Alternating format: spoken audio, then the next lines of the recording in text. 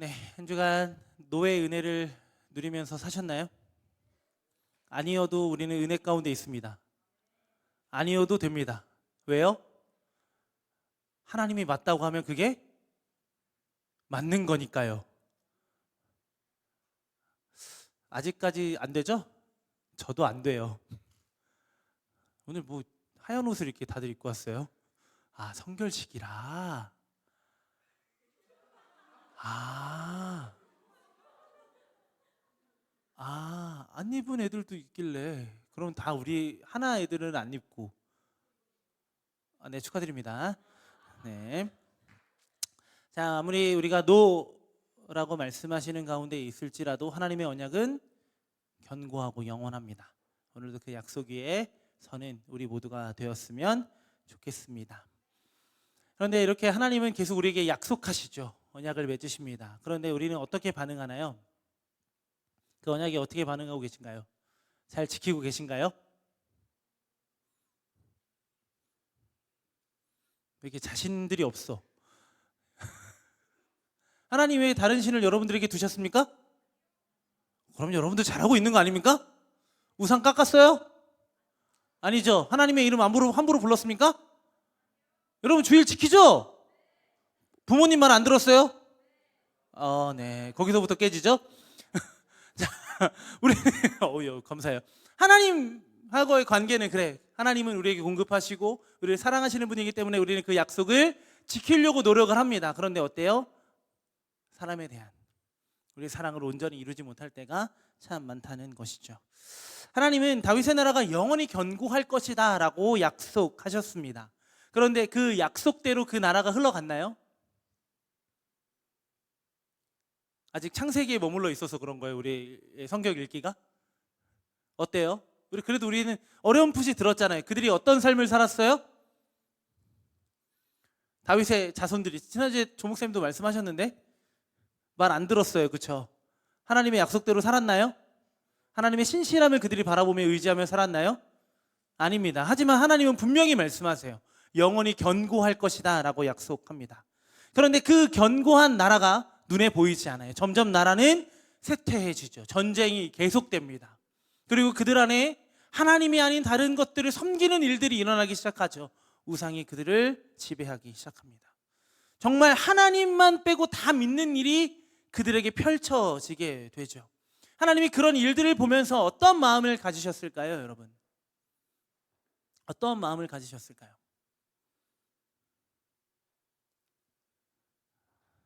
이렇게 아무 말도 안 하셨겠죠. 할 말이 없겠죠. 하지만 하나님은 어떤 분이시죠? 선하십니다.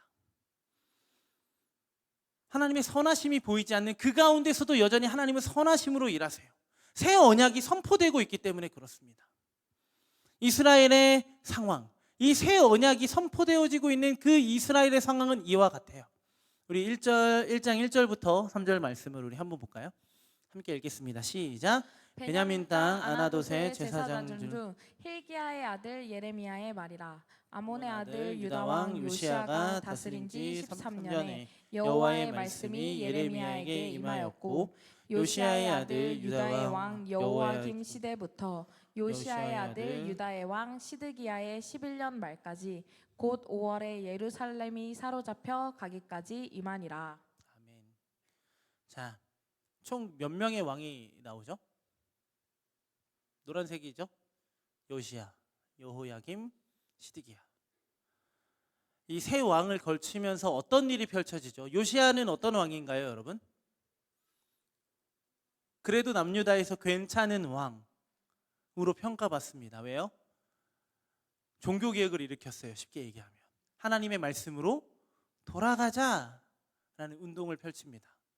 하나님 기쁘셨을까요? 안 기쁘셨을까요? 하나님 당연히 기쁘셨겠죠. 그런데 그 기쁘신 하나님이 요시야를 오래 살려두셨으면 어떤 일이 일어났을까요? 그러한 개혁이 계속 이어졌겠죠. 안타깝게도 요시야가 일찍 죽어요. 그럼 그의 아들들이 이제 이어서 통치를 하게 됩니다. 근데 그 아들들이 통치를 하게 되는데 어떤 일이 일어나요? 하나님이 아닌 다른 것들을 섬기기 시작해요.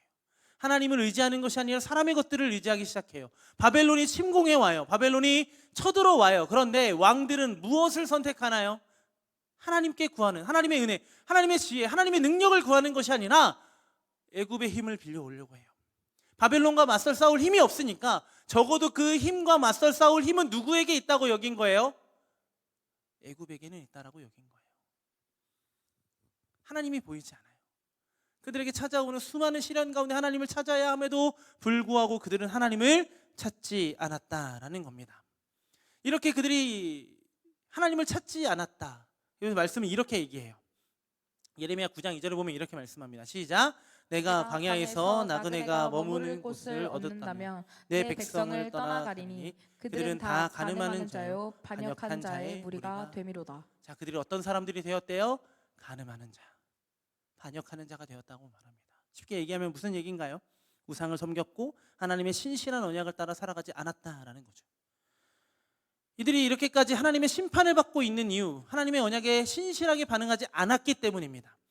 11장 3절에 보면 이렇게 말씀해요. 그들에게 이르기를 이스라엘의 하나님 여호와께서 이와 같이 말씀하시되 이 언약의 말을 따르지 않는 자는 저주를 받을 것이니라. 분명히 말씀하죠. 이 말씀대로 온전히 살아가지 못하면 저주를 받는다. 이거 우리 신명기 28장에 대한 말씀을 나누면서도 분명히 이야기했어요. 말씀에 순종하는 자에게는 복을, 말씀에 순종하지 않는 자에게는 불순종하는 자에게는 저주를 분명히 말씀하셨어요. 하지만 우리가 그 말씀을 온전히 행할 수 있는 우리에게 능력이 있나요? 없어요. 그러면 우리로 하여금 이 일을 가능하게 하시는 분이 누굴까요? 그 말씀을 주신 하나님이에요. 그 말씀을 통해 하나님께로 돌아가서 하나님께서 그 말씀을 이루실 수 있도록 해야 되는데 지금 그들은 어떤 삶을 살고 있어요? 이 언약의 말씀을 따르지 않아요. 결국 누구를 거역하는 일이 되는 거예요? 하나님을 거역하는 일이 되어버렸어요. 이 불순종의 결과는 이러합니다. 언약이 파기가 돼요. 우리 11장 14절 말씀을 우리 함께 읽어보도록 하겠습니다. 시작. 그러므로 너는 이 백성을 위하여 기도하지 말라. 그들을 위하여 부르짖거나 구하지 말라. 그들이 그 고난으로 말미암아 내게 부르짖을 때 내가 그들에게서 듣지 아니하리라. 하나님이 분명히 예레미야에게 말씀하세요. 뭐라고 얘기하세요? 너는 이 백성을 위하여 기도하지 마. 너는 이들을 위하여 부르짖지도 말고 구하지도 마. 그들이 스스로 이 고난 가운데 나를 찾아도 내가 그들에게서 듣지 않을 거야. 단호한 하나님의 모습이에요.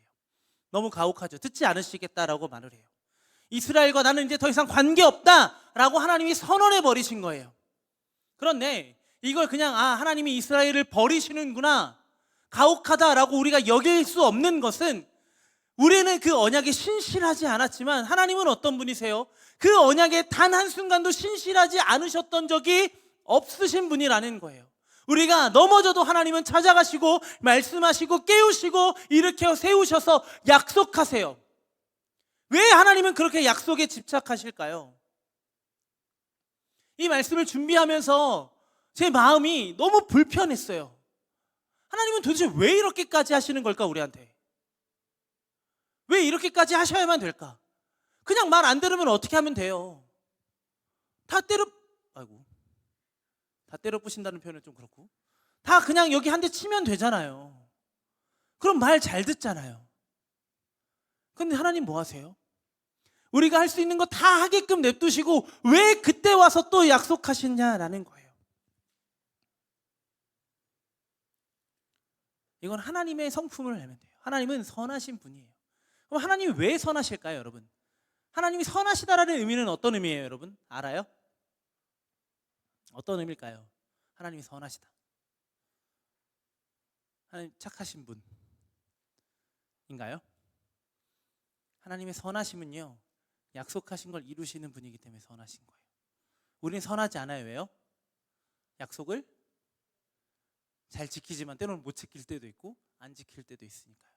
우리는 선하지 않아요. 하지만 하나님은 어떤 분이세요? 완전히 선하신 분, 약속을 반드시 이루시는 분이라는 거예요.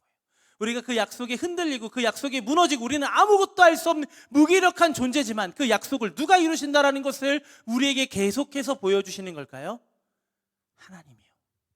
그냥 하나님은 언약에 집착하시는 게 아니라 뭘 보여주시는 거냐면 계속해서 그 약속을 갱신하며 이루어 가시고 계신다라는 것을 보여주시는 거예요. 우리는 실패해요.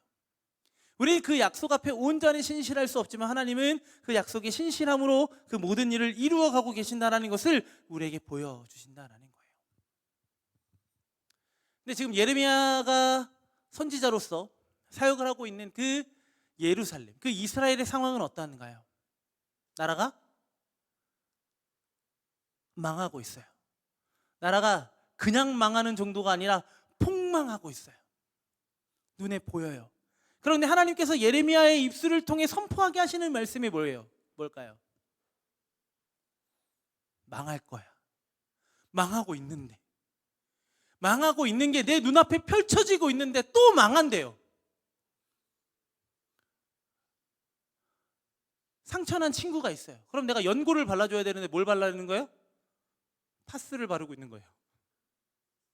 할 수 있어요? 물론 가능은 할 것 같아요. 우리는 아픈데 또 아픔을 이야기해야 돼요. 눈에서 나라가 망하고 있는 게 눈에 보인다니까요. 그런데 또 망할 거라는 걸 얘기해야 돼요. 예레미야의 마음이 어땠을까요, 여러분? 하나님을 향한 원망이 있었을 겁니다. 하지만 그럼에도 불구하고 예레미야가 망하고 있는 나라를 향하여 망할 거다라고 선언할 수 있었던 이유는 무엇일까요?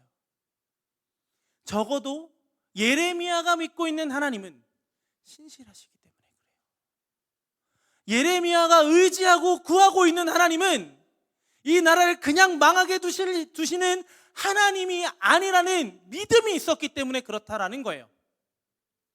그러니 하나님이 이들을 위하여 간구하지 말라라고 하지만 예레미야는 끊임없이 그들을 위하여 간구합니다. 하나님께 은혜를 구하는 거예요. 비록 입술에서는 나라가 망할 거다, 이렇게 하면 이 나라는 멸망할 거다라고 이야기하지만 그 마음속에서 구하고 있는 것은 무엇인가요? 하나님, 이들을 고쳐주세요. 이들을 회복시켜주세요. 이들을 살려주세요. 그냥 버려두지 마세요, 우리를. 그런 마음으로 구하고 전하고 선포하고 있었다라는 거예요. 지금의 심판이 이스라엘을 향한 하나님의 뜻의 전부가 아니라는 것을 예레미야는 믿고 있었다라는 겁니다.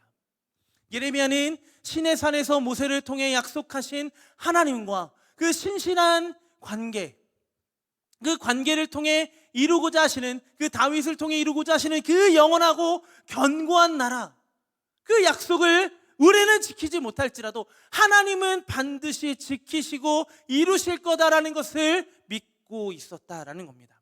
그런 예레미야와 그 예레미야가 심판을 선포하고 있는 이스라엘을 향해 하나님은 무엇을 말씀하시나요? 새 언약을 맺을 것이다 라고 말씀하고 있어요.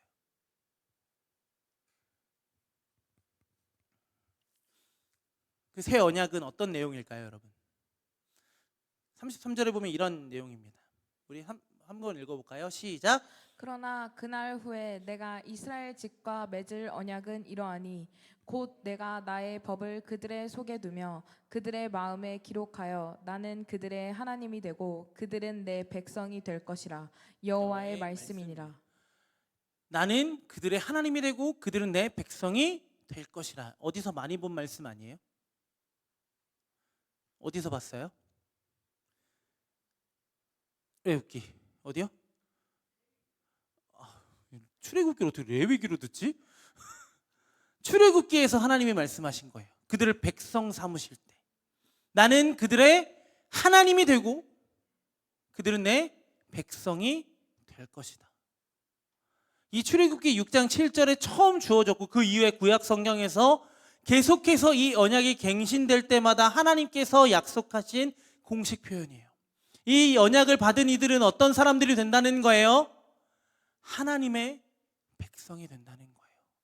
그러면 하나님은 그들의 하나님이 되어주신다는 거예요. 달라졌나요? 처음 그들과 약속하셨던 게 달라진 내용인가요? 달라졌어요? 안 달라졌어요? 안 달라졌어요. 그죠? 똑같은 말씀을 똑같이 하고 계시는 거예요. 자, 그럼 두 번째, 이 언약의 갱신이 33장에도 이어지는데 33장 15절에서 하나님이 이렇게 말씀하세요. 함께 읽어볼까요? 시작. 그날 내가 다윗에게서 한 공의로운 가지가 나게 하리니 그가 이 땅에 정의와 공의를 실행할 것이라. 자, 누구를 통해 회복하신다라는 것을 약속하시는 거예요? 다윗의 후손을 통해서. 다윗의 나라를 견고하고 영원히 세우시겠다라는 하나님의 약속이 또 한 번 갱신되어지고 있다라는 거예요. 다윗이 이러한 일을 행했던 왕이기 때문에 그래요. 다윗은 정의와 공의를 행하기를 기뻐했던 왕이에요. 그와 같은 왕이 나라를 회복하고 참된 평안을 회복할 것이다 라고 다시 한번 약속하시는 거예요. 달라지지 않아요. 이렇게 새 언약은요, 다른 언약이 주어지는 게 아니에요. 새 판을 짜고 있는 게 아니라 지금까지 그들에게 주어진 언약이 뭐예요? 계속되고 있다라는 거예요. 한 번도 변함이 없어요. 우리는 시시각각 변하지만 하나님은 한순간도 변하지 아니하시고 그 약속을 기억하시고 그 약속을 계속해서 이루어가고 계신다라는 것을 이 새 언약을 통해 보여주고 계신다라는 겁니다. 그런데 문제는 무엇일까요? 뭐가 문제일까요? 하나님은 그렇게 신실하시죠. 하나님은 여전히 똑같이 그 약속을 우리에게 행하시는 분이에요. 그런데 문제가 뭐예요, 여러분? 누구예요? 우리가 문제인 거예요. 왜요? 우리는 또 언약에 신실하게 반응하지 않을 거니까요. 이스라엘 백성들도 또다시 율법에 불순종하고 또다시 말씀을 지키지 않을 거예요. 그러면 또 언약이 파기되고 말 거예요. 이런 위험을 앞에 두고도 왜 하나님은 이 일을 강행하실까요? 조금 다르게 주면 좀 다르게 할 수 있을 것 같은데 왜 계속해서 이것에 집중하고 계실까? 도대체 무슨 의미가 있는 것일까요? 깨지고 또 회복하고 또 깨지고 또 회복하고 여기서 우리가 무엇을 발견해야 되나요? 깨졌죠. 깨졌어요. 뭘 발견하게 되는 거예요? 회복인 거예요. 우리가 깨뜨렸지만 하나님은 뭐 하시는 분이에요? 회복하시는 분이라는 거예요. 다시 말해서 우리는 오늘도 그 언약 앞에서 실패할 수밖에 없어요. 그리고 언제나처럼 스스로 제 갈 길을 찾아 떠나갈 겁니다. 그리고 또 아무것도 못하는 무기력에 빠지게 될 거예요. 하지만 그런 우리를 향해 하나님은 언제나처럼 찾아오십니다. 그리고 다시 약속하세요. 또 약속이 파기되겠지만 왜요? 하나님은 우리의 하나님 되심을 그 무엇보다도 기뻐하고 귀하게 여기시기 바랍니다. 하나님은 우리를 지으신 일을 후회하지 않으시는 분이라는 거예요. 하나님은 우리와 약속하신 것을 단 한순간도 후회하지 않으시는 분이라는 거예요. 하나님은 우리를 그렇게 사랑하시는 분이에요. 변하지 않는 거죠.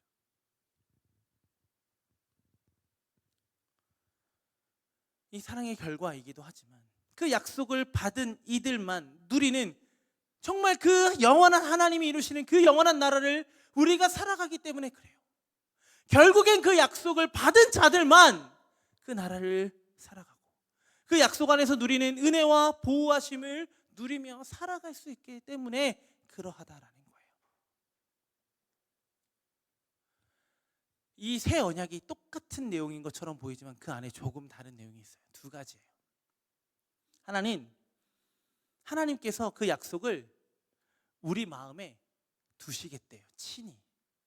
우리 33절 말씀 다시 한번 읽어볼까요? 함께 읽겠습니다. 시작.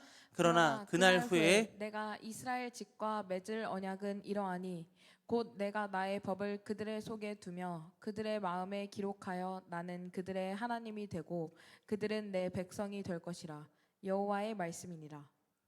백성이 되게 하시기 위해 하나님께서 친히 무엇을 하시겠다라고 얘기해요? 내가 나의 법을 누구의 속에? 그들의 속에 두어 그들의 마음에 기록한다라고 말씀하고 있어요. 처음 하나님께서 이 시내산 약속을 주실 때 뭐라고 얘기하셨냐면 신명기 6장 6절에 보면 이렇게 말씀하고 있어요. 너는 마음에 새기고. 누가 새겨야 되는 거였어요?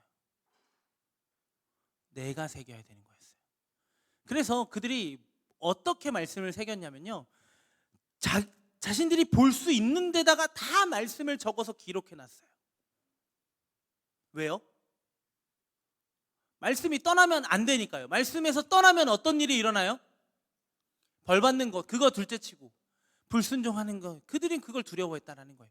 그래서 그들 스스로가 이 약속을 잘 지키기 위해서 마음에 새겨야 되는데 마음에 온전히 새겨지지 않으니까 어떤 방법을 택하냐면 다 보는 데마다 적어놓는 거예요. 말씀을 눈에 띄는 데마다 내가 죄를 지을 것 같은 그 장소에 들어가면 하나님은 사랑, 죄 지으면 안 되겠다, 다시 갔다가. 그런데 내가 새기게 되면 어떤 오류가 일어나게 되냐면 후에 바리새인들이 그 약속을 어떻게 바꿔요? 자신들의 편의대로 바꾸기 시작해요. 자신들이 하기 좋은 대로 바꾸기 시작해요. 그리고 그 자신들이 하기 좋은 일을 자신들만 할 수 있는 것으로 만들어요. 그리고 그걸 독점해요. 독점해서 어떻게 해요? 그들을 스스로 높이는 일이 일어나요. 하나님이 계셔야 되는 자리에 누가 있는 거예요? 그들 스스로 존재하려고 한다는 거예요. 그래서 그 약속을 행하는 우리는 느슨해지는 거죠. 하지만 이제는 이전과 달라요. 우리가 새기는 게 아니라 누가 새기신대요? 하나님께서 친히 우리들의 마음 가운데 그 약속을 새기시겠대요. 그 약속이 뭐예요? 나는 그들의 하나님이 되고 그들은 나의 백성이 되겠다라는 이 신실한 언약의 말씀을 우리 마음 가운데 하나님이 새겨주시겠다라는 거예요. 하나님이 각인시키겠다라는 거예요. 이 마음에. 그리고 우리가 행하는 것이 아니라 그 말씀을 행하시는 이가 우리 안에서 그 일을 행하시겠다라는 의미가 된다라는 거예요. 그러면 두 번째 특징이 있어요. 어떤 특징이냐면 다시는 죄를 기억하지 않으신다라고 약속하세요. 우리 34절 말씀 한번 읽어볼까요? 시작. 그들이 다시는 각기 이웃과 형제를 가리켜 이르기를 너는 여호와를 알라 하지 아니하리니 이는 작은 자로부터 큰 자까지 다 나를 알기 때문이라. 내가 그들의 악행을 사하고 다시는 그 죄를 기억하지 아니하리라. 여호와의 말씀이니라. 작은 자로부터 큰 자까지 다 누구를 알아요? 하나님을 아니까. 그럼 내가 그들의 악행을 사하고 이 사함받은 것들을 뭐 하시겠다라는 거예요? 다시는 기억해서 또 묻지 않으시겠다라는 거예요. 그런데 우리는 또 똑같은 죄를 반복하는데 어제 지은 죄 오늘 또 짓고 오늘 지은 죄 내일도 지을 예정인데 여러분들은 그 정도는 아니에요? 저는 그 정도예요. 딱 그 정도예요. 우리 아이에게 내가 오늘도 화를 내지 말아야지, 이 아이를 사랑으로 품어줘야지 하는데 오른쪽 왼쪽을 구분하지 못하는 우리 딸을 보면서 내가 속이 터져 안 터져? 옷을 입을 때마다 아빠 어디가 오른쪽이야?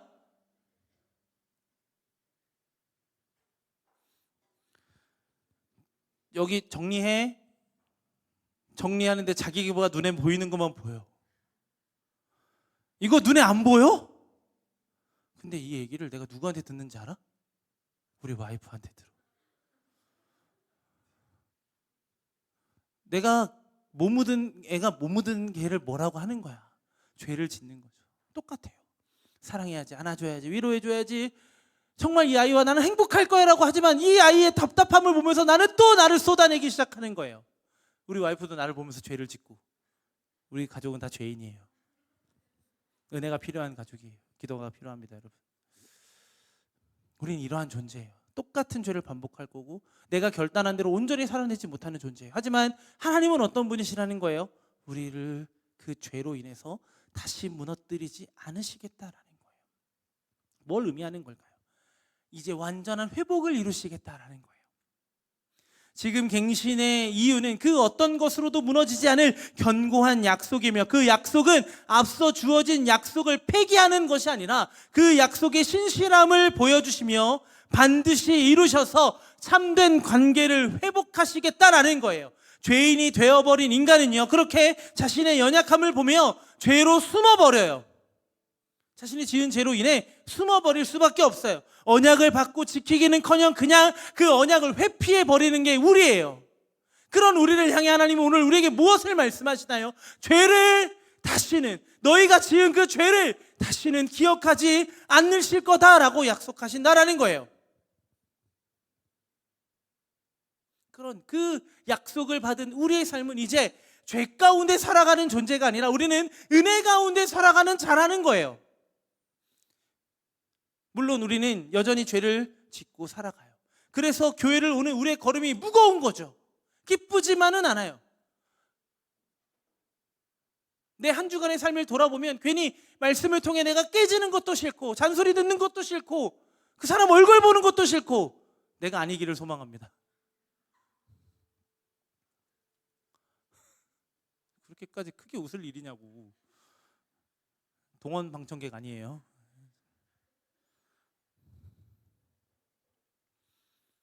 당연히 정죄받아야 마땅해요.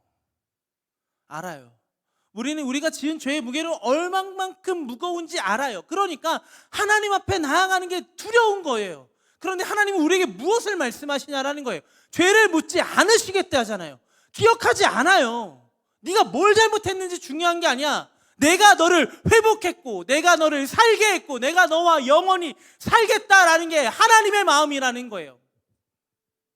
하나님의 마음은 그러한 거예요. 우리한테 죄를 짓고 힘들어하지 마. 죄를 짓지 말고 살아가 아니라 그 죄를 지었어도 그 죄를 가지고 뭐 하라는 거예요? 그 죄를 기억하지 아니하시는 분에게 나아오라는 거예요. 묻지 않을 거니까요. 너 왜 그랬어? 내가 그러지 말라고 전에도 얘기했잖아. 너는 왜 내 말을 그렇게 듣지 않아? 라고 말하지 않아요. 우리를 다시 싸매주시고 다시 안아주시고 다시 위로하셔서 다시 우리가 살아가야 되는 그 삶을 살아가게 하시는 분이라는 거예요. 누가요? 하나님이요. 그러니 하나님은 새 언약을 우리에게 허락하시는 겁니다. 여러분. 그 언약을 받은 우리는 또 의심할 거예요. 또 지레 겁먹고 아무것도 또 그렇게 살 거예요. 괜찮아요, 여러분. 또 그렇게 사세요. 이렇게 하면 좀 이상하죠? 네, 그냥 그렇게 살아요. 돼요. 근데 하나님은요, 여러분들 안에서 그렇게 살지 못하게 하실 거예요. 알거든요. 우리는 이제 알아요. 뭘 알아요? 죄라가 무엇인지 알게 된다는 거예요. 내가 하나님에게서 벗어난 것이 죄라는 걸 인식하며 살기 시작하는 거예요. 민감해지는 거죠. 이전에는 이게 죄라는 것을 인식하지 못했는데 우리가 회복되는 순간 죄라는 것을 인식해요. 그러면 자연스럽게 무엇을 택하게 되나요? 죄를 짓는 것을 택하나요? 죄를 짓지 않는 것을 택하기 시작하나요? 손을 얹고 죄를 짓는 것을 택하죠. 그럼에도 뭐예요? 뜨끔하잖아요. 내가 다시 그 길로 가지 않기를 기대하잖아요. 이제는 전에는 아무렇지도 않게 지었던 죄가 우리에게 죄책감으로 다가오잖아요. 저는 그게 은혜라고 생각해요. 무거워 봐야죠. 그 죄의 무게를 경험해 볼 필요도 있는 거예요. 그러면 그 모든 무게를 가지고 내가 누구에게 나아갈 수 있어요? 나를 가볍게 하시는, 나를 살리시는 분에게 나아갈 수 있게 된다는 거예요. 그러니까 새 언약은 우리가 이루는 게 아니에요. 우리가 행한다고 해서 되는 일이 아니라는 거예요. 내가 죄를 짓고 죄를 짓지 않는 것, 그것을 통해서 언약이 갱신되고 파기되고 새롭게 되는 게 아니라는 거예요. 그 약속을 하신 하나님이 친히 하시겠다라는 거예요. 우리 33장 15절 말씀 다시 한번 읽어볼게요. 함께 읽어보겠습니다. 시작. 그날 그때 내가 다윗에게서 한 공의로운 가지가 나게 하리니 그가 이 땅에 정의와 공의를 실행할 것이라. 다윗의 수많은 후손들은 실패했습니다. 하나님이 계셔야 하는 자리에 하나님을 두지 않아 실패했던 거예요. 그 약속을 받았음에도 견고하고 영원한 나라가 세워질 거다라는 것을 믿었음에도 말씀하셨음에도 불구하고 그들은 그 믿음을 온전히 살아내지 못했어요. 그 실패의 결과가 심판이고 우리의 삶의 실패가 또다시 그들을 무기력하게 만들었던 것처럼 우리도 그러게 만들 거다라는 거예요. 그런데 중요한 것은 결코 실패하지 않는 예수님은 다윗의 후손으로 우리에게 오신다라는 거예요. 한 공의로운 가지 하나예요. 수많은 공의로운 가지가 아니라 하나예요. 수많은 가지 중에 공의로운 그 가지를 통해 하나님은 뭘 행하시겠다라는 거예요? 하나님의 정의와 하나님의 공의를 행하시겠다라는 거예요. 모든 것을 완성하시고 모든 것을 제자리에 둘 거예요. 예수님은 그분의 피가 죄사함에 절대적으로 필요하다는 것을 아셨어요. 하나님은 그 죄의 문제를, 그 해묵은 죄의 문제를 해결하기 위해 예수님으로 하여금 자신의 몸을 드리고 죄사함을 위한 자신의 피를 흘리게 하셨어요. 그리고 그 십자가 위에서 물과 피를 쏟으시면서 예수님이 마지막으로 하신 말씀이 무엇인가요, 여러분? 마지막으로 무엇을 말씀하셨나요? 다 이루었다. 무엇을 이룬 거예요? 아, 나 고생 많았다. 이런 의미일까요? 우리에게 약속하신 그 새 언약을 그 십자가 위에서 다 이루셨다라는 거예요. 우리 마음마다 하나님의 말씀을 새기시겠다라고 얘기하셨어요. 예수님의 십자가를 우리 마음에 새기신 거예요. 그리고 새겨진 십자가를 통해 우리는 더 이상 정죄함을 받지 않게 된다라는 거예요. 이전에는 그 죄가 우리를 무너뜨렸지만 그 죄가 우리를 무너뜨릴 수 없다라는 거예요. 왜요? 그 죄를 이기신 이가 우리 안에 살아계시기 때문에 그래요. 우리가 지은 그 어떤 죄의 문제보다 우리 예수님의 십자가의 은혜가 더 커요, 여러분. 여러분들이 얼마만큼 큰 죄를 짓고 사는지 저는 몰라요. 하지만 여러분이 짓고 있는 그 어떤 죄보다 예수님의 십자가 은혜가 더 커요. 우리는 그 은혜를 보지 못하고 내가 짓고 있는 죄만 봐요. 그러니 무기력해지죠. 아, 그리스도인이 그렇게 살아도 돼? 그리스도인은 죄를 바라보는 자들이 아니라 은혜를 바라보는 자들이에요. 그리스도인은 나를 바라보는 자들이 아니라 나를 지으신 하나님을 보는 거예요, 여러분. 나를 보고요, 상황을 보고요, 환경을 보면요 무너질 수밖에 없어요. 왜요? 죄투성이거든요. 매일 실패하거든요. 매일 넘어져 있거든요. 그냥 널브러져 있어요. 너덜너덜해져 있어요, 나는. 그런데 하나님을 보면요, 나는 하나님의 구원을 받은 그 나를 위해 예수님은 자신의 모든 생명을 내어주신 그 은혜를 입은 자예요. 그 언약이 우리 안에 온전히 이루어졌다라는 사실을 여러분 기억하시면서 사셔야 돼요. 그 새 언약을 십자가에서 이루시며 예수님은 다 이루었다라고 말씀하셨는데 왜 우리는 여전히 이루어야 될 것들이 많다, 이루어 주세요라고 얘기하는지 모르겠어요. 다 이루어졌음에도 우리가 누려야 되는 은혜를 온전히 누리지 못하는 왜 그래야만 하는지 모르겠어요. 이제 우리는 절대로 무너지지도 사라지지도 않을 언약을 가지고 살아가는 이들이에요. 우리는 또다시 하나님이 아닌 것들로 우리의 삶을 채워갈지도 몰라요. 숨겨두겠죠. 우리는 그렇게 살아가도 우리 안에 살아계시는 이는 절대로 우리를 그냥 그 상태로 내버려 두지 않으세요. 끝까지 우리를 그 죄와 맞서 싸워 은혜를 보게 하실 거예요. 내 힘으로 그 죄를 싸워가는 것이 아니라 그 은혜로 죄를 밀어내고 몰아내는 승리하는 삶을 날마다 살아가게 하시겠다라는 거예요. 그러니 이 예레미야에서 주어진 이 새 언약은 하나님께서 그렇게 하심으로 하나님은 사람을 그렇게 행하게 하시겠다라는 거예요. 하나님이 백을 행하시니 우리가 백을 행하는 거예요. 나는 어떤 것도 행할 수 없는데 그러니 은혜가 필요한 거예요. 내가 하니까 안 되는 거니까, 내가 하면 또 죄니까, 내가 하면 또 무너지니까, 내가 하면 또 무기력해지니까 은혜로 하는 거예요. 하나님은 백을 우리에게 이루셨잖아요. 그 이루어진 백을 구하고 의지하고 살아가는 우리가 되면 된다라는 거예요. 처음 언약을 받은 이들은 그 언약을 우리가 행해야 하는 것으로 착각했어요. 하나님께서 하나님께 우리가 행하는 것으로 마음을 충족시켜서 이 모든 약속을 이루어야 된다라고 착각했어요. 그런데 하나님은 어떻게 하세요? 하나님이 스스로 이 모든 일들을 충족시켜서 회복하신다라는 거예요. 어떻게 얘기할까요? 우리 깨끗해졌어요. 이미 안 더러워져요. 안 더러워져요, 여러분. 그런 거 알아요? 예전에 제가 애들 사역을 할 때 예수님이 십자가의 그 보혈이 얼마나 위대한지를 보여주기 위해서 락스를 사용했어요. 이거 알아요? 깨끗한 물이 있어요. 거기를 내가 더럽혀요.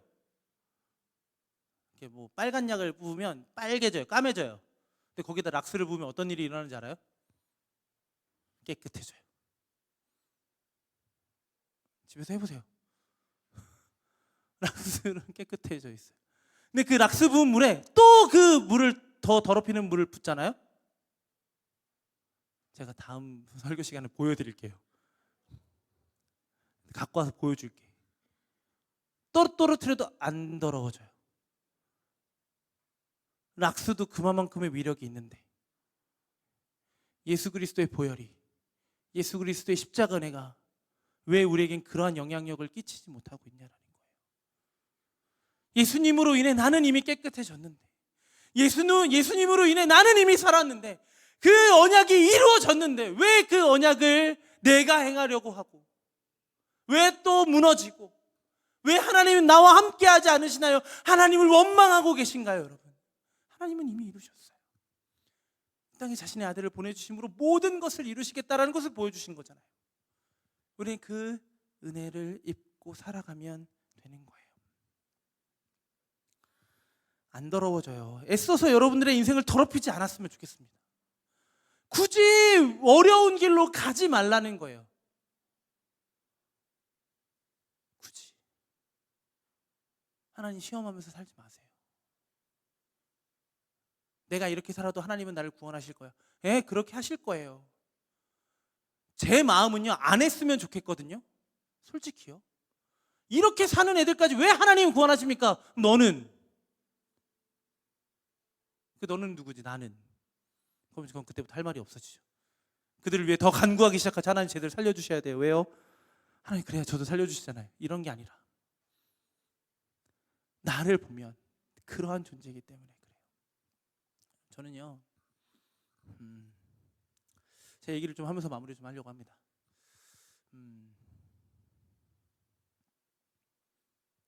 저는 겁이 많은 사람이에요. 돌다리도 두드려 보고 건너야 돼요. 저는 의자에 앉을 때도 함부로 앉지 않아요.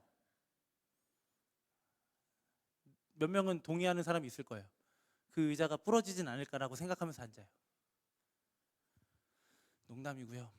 저는 되게 불안해했던 사람이에요. 하나님을 의지했어요. 하나님을 따라 살았어요. 그런데 안 되더라고요. 안 됐어요. 되는 게 하나도 없는 거예요. 되는 게 안 되는 건 뭐예요? 내가 내 마음대로 되는 일이 아무것도 없었어요.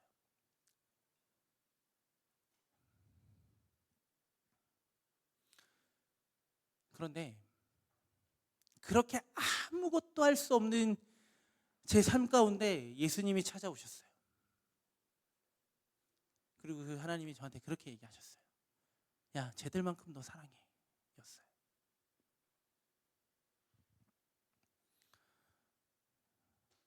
저는 제가 열심히 살면 되는 줄 알았어요. 근데 은혜가 없으면요, 제가 아무리 열심히 살아도 그건 아무 의미가 없다라는 걸 알았어요. 그때 나 이렇게 열심히 사니까 하나님 저 이렇게 도와주셔야 돼요. 저 이렇게 힘들게 살고 있으니까 하나님 저한테 그런 은혜를 주셔야 돼요. 누구 마음대로. 하나님은 이미 나에게 그 무엇과도 바꿀 수 없는 은혜를 주셨는데 내가 열심히 사는 이유가 그 은혜를 받기 위해서였던 거예요. 어느 순간부터.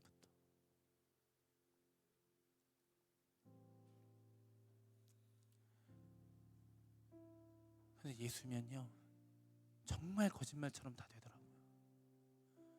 그래서 오늘 유치부 설교를 하는데 그 베드로와 요한이 공회 앞에서 당당하게 예수님을 선포하거든요. 그 장면을 설교를 했어요. 예수님 외에는 다른 구원의 이름을 주신 일이 없습니다. 이거였어요. 그런데 그 이야기를 하는 순간 그래, 예수님이면 되는 거지. 이 새 언약의 핵심은요, 우리가 할 수 있는 건 아무것도 없다라는 걸 하나님이 보여주시는 거예요. 하나님이 하시겠다라는 거예요. 하나님이 우리의 삶 가운데 찾아와 우리를 간섭하고 끊임없이 개입해서 우리가 예수를 바라보도록 하시겠다라는 거예요.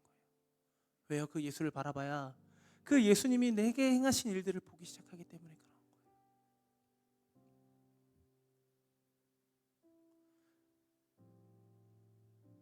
그 순간 그 앞에 있는 그 어린 아이들이 진짜 이 예수님 믿었으면 좋겠다라는 마음이 들었어요. 물론 그 전에도 말씀을 전할 때 이 아이들이 예수님을 진짜 믿었으면 좋겠다라고 전했지만 정말 오늘만큼은 거기에 있는 6살, 7살 친구들이 예수님 믿었으면 좋겠다고 생각했어요. 그래서 설교를 하는 도중에 하나님 진짜 이 아이들이 예수님 만났으면 좋겠어요. 진짜 예수님 만나주세요.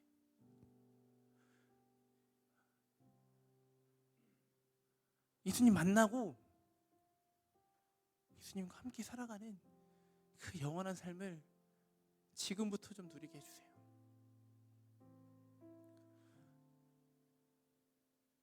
그리고 설교 전에 찬양을 하는데 예수님에 대한 이야기를 막 했어요. 고백들이.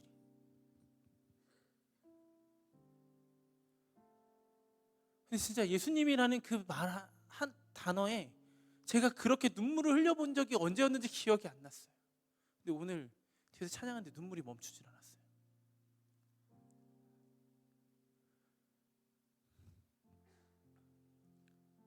내가 진짜 예수님을 믿고 따라왔나?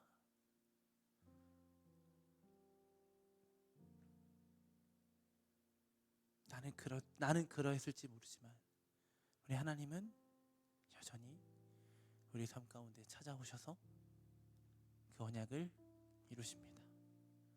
여러분, 지금 여러분들의 상황이 많이 무너져 있을지도 몰라요. 그리고 하나님과의 관계가 많이 깨어져 있을지도 몰라요. 정말 미안한 건 여러분들의 영적 상태가 제가 얼마만큼 어려운지 다 몰라요.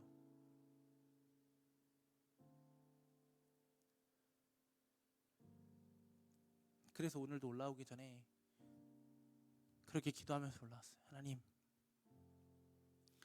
6, 7살에게도 만나줘야 되는 예수님이 지금 여기 있는 청년들에게도 너무 필요합니다. 예수님 이들의 삶 가운데 찾아가 주셔서 만나주세요. 저는 안 되지만 예수님은 하실 수 있잖아요. 예수님이 그들의 삶 가운데 능력이 되어주세요. 예수님이 그들의 삶 가운데 기쁨이 되어주세요. 예수님이 그들의 삶 가운데 전부가 되어주세요. 기도하면서 올라왔어요. 그리고 딱 앞에 섰는데 제가 아침에 봤던 6, 7살 친구들처럼 여러분들이 너무 예쁘고 사랑스러운 거예요. 평소에는 안 그랬다는 건 아니고 우리가 할 수 있다는 것에 무너지지 않았으면 좋겠습니다. 우리로 하게 하시고 누리게 하시는 분이 우리 안에 이미 살아 계세요. 그분을 믿고 그분을 의지했으면 좋겠습니다. 우리 함께 찬양하고 기도하도록 하겠습니다.